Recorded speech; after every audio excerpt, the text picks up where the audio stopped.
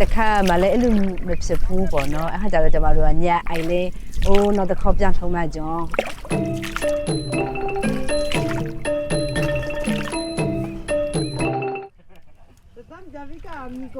ဒီကျွမျိုးလုပ်ပြီးဆိုလို့ရှိရင်ကျမတို့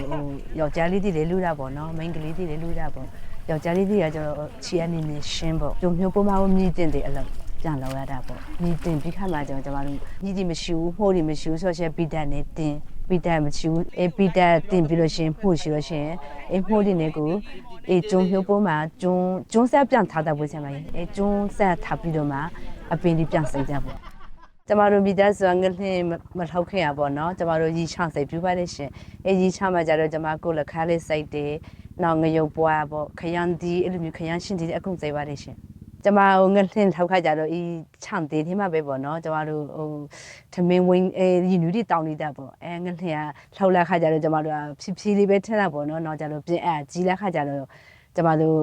အားတင်ရပေါ့နော်ပစ္စည်းချုံသွားပေါ့နော်ကျမတို့ပစ္စည်းချုံတဲ့ဥစ္စာတော့အကုန်လုံးကိုဆုံချုံရပေါ်ချပါရင်တော့စိတ်ပြူတောင်းကျူတွေကကြတော့နောက်တစ်ခါတည်းလုံးမစုတော့မလုံနိုင်တော့ဘူးပေါ့နော်ဝင်ငွေလည်းမရှိတော့ဘူးပေါ့အဲ့လိုမျိုးဖြစ်ခါကြတော့စိတ်အဲ့တော့ငေးရပေါ့နော်ချမှာနော်အထောင်ပါလေးမရှိဘူးစုခါကြတော့ဒီရီချမ်းဒီလုံးမှာပဲကျမတို့ကဝင်ငွေတွေရမှာပေါ့အဲ့လိုမျိုးဟုတ်ကျမချမအရင်တနည်းကျမချမအရင်လောက်တာပေါ့နော်နောက်နေ့ကျရှင်ကျမချမလာကူလောက်တဲ့လူကိုနောက်တည်းပြန်သွားတာပေါ့အဲ့လိုလက်ဆက်လူမျိုးပဲချမကြီးဒီကျုံမျိုးကောင်းလို့ရှင်ဒီနှပေးတရဆက်ရလွေးမှလို့ချမ